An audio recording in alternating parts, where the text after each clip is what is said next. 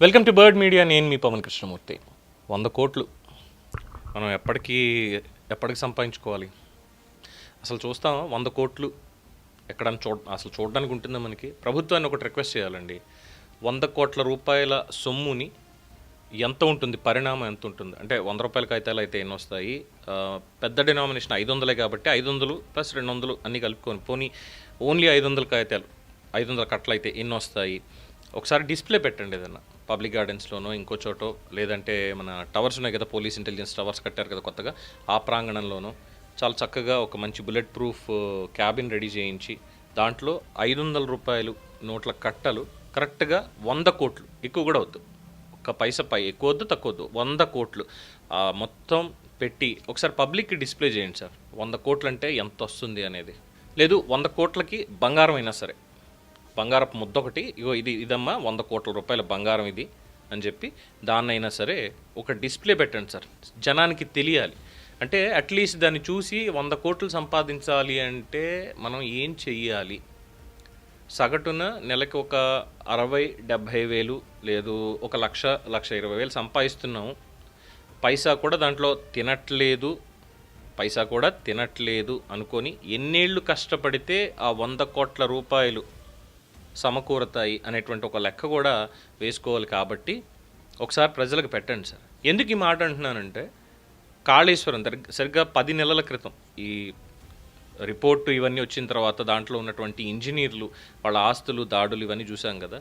అలాగా అంటే మైండ్లోంచి డేటా వెళ్ళిపోతుంది కంప్లీట్. 100 కోట్లు ఒక్కటే మిగులుతుంది, కేవలం 100 కోట్లే మిగులుతుంది. హెచ్ఎండబ్ల్యూఎస్లో మొన్నే చూసాం, అది కూడా 100 కోట్లే. జిహెచ్ఎంసీలో అందులో వాటర్ వర్క్స్ దీనికి సంబంధించి జీఎం, ఆయనకి 2 లక్షలు ఎంత వస్తుంది శాలరీ. అలా అనుకున్నా కూడా ఆయన పోగేసేది మహా అయితే 10 కోట్లు, లేదు అంటే ఇంకొంచెం ఎక్కువ.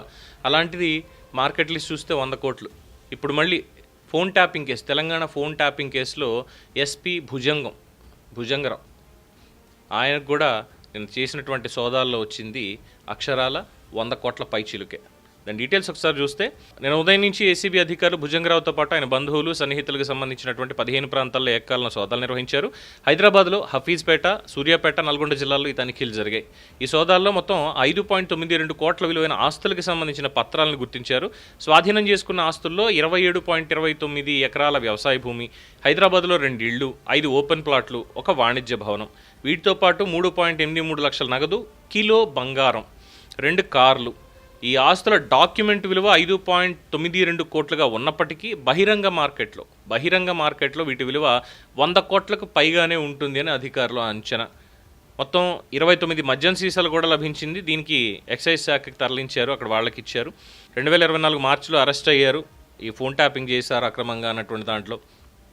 తర్వాత తెలంగాణ హైకోర్టు బెయిల్ ఇచ్చింది. సో ఇప్పుడు అక్రమాస్తుల కేసు మళ్ళీ అరెస్టు. ఏముంది 100 కోట్లు అంతే, వీళ్ళు ఏం చేయరు. కొన్ని రికవరీ చేసుకుని గవర్నమెంట్ ప్రభుత్వ ఆస్తి కింద ఉంటుందా? ఎందుకంటే డబ్బులు లేవు ప్రభుత్వం దగ్గర.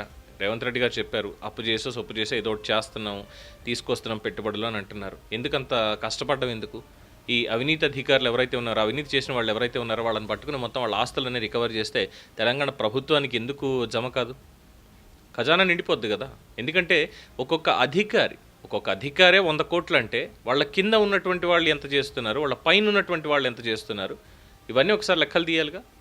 అలాగే అప్పట్లో కాళేశ్వరంలో కూడా చూసాం మనం, 3 ఇంజనీరింగ్ చీఫ్లు, వాళ్ళకి సంబంధించిన డీటెయిల్స్ కూడా మనం చూసినప్పుడు ఒకసారి మళ్ళీ గుర్తు చేసుకుంటే, కొండాపూర్లో ఒక విల్లా, బంజారాహిల్స్లో ఒక ఫ్లాటు, యూసఫ్గూడలో ఒక ఫ్లాటు, బేగంపేటలో ఫ్లాటు, కోకాపేటలో భారీ ఫ్లాటు, మరో చోట 11 ఎకరాలు, ఇది నెంబర్ 1.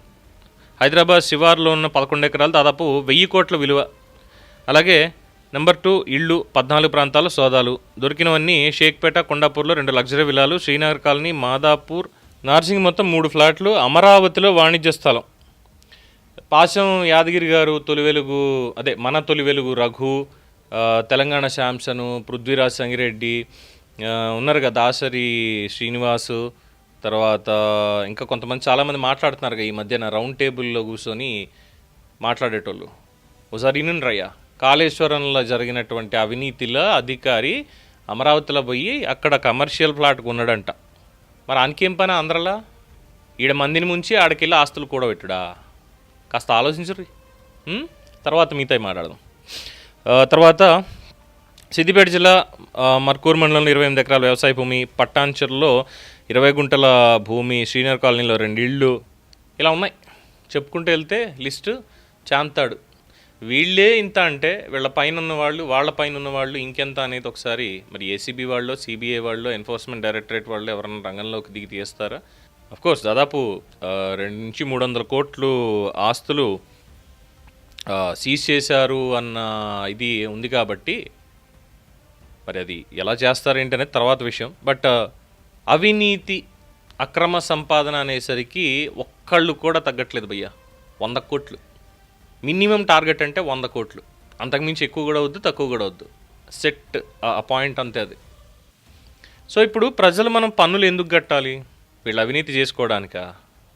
అది ఏ శాఖ అయినా కానివ్వండి, ఏదైనా కానివ్వండి, మనం పన్నులు కట్టాలి, మనం ప్రభుత్వానికి ఇచ్చేయాలి. ఎందుకని చేయాలి?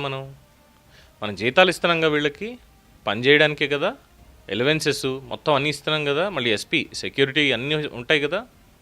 మరి మనం ఇవ్వడం మానేద్దాం, మనం సంపాదించుకున్నది మన దగ్గర పెట్టుకుందాం, ప్రభుత్వానికి ఇవ్వద్దు. కరెంటు బిల్లులు కట్టకండి, మున్సిపల్ బిల్లులు కట్టకండి, ఇప్పుడు ఏది కట్టద్దు అసలు.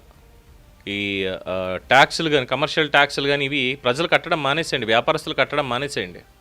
మానేస్తే అప్పుడు అవినీతి ఆగుతుందేమో. ప్రభుత్వానికి తెలిసి రావాలి, ఆ నొప్పి ఏంటి అనేది తెలిసి రావాలి. ఒక ఎస్పీ ఉండి ఫోన్ ట్యాపింగ్ దాంట్లో 100 కోట్లు వెనకేసాడు అంటే మరి ఆ ఫోన్ ట్యాపింగ్ సూత్రధారులు వాళ్ళు ఇంకెంత వెనకేసి ఉండాలి దీని వెనక? ఆ లెక్కలు కూడా బయటికి రావాలి. దీని మీద మీ అభిప్రాయాలు తెలియచేయండి. చూస్తూనే ఉండండి ది బర్డ్ మీడియా. ఈ వీడియో మీకు నచ్చినట్లయితే లైక్ చేయండి, షేర్ చేయండి, సబ్స్క్రైబ్ చేయండి. మరిన్ని అప్డేట్ల కోసం మా వాట్సాప్ ఛానల్ను ఫాలో చేయండి.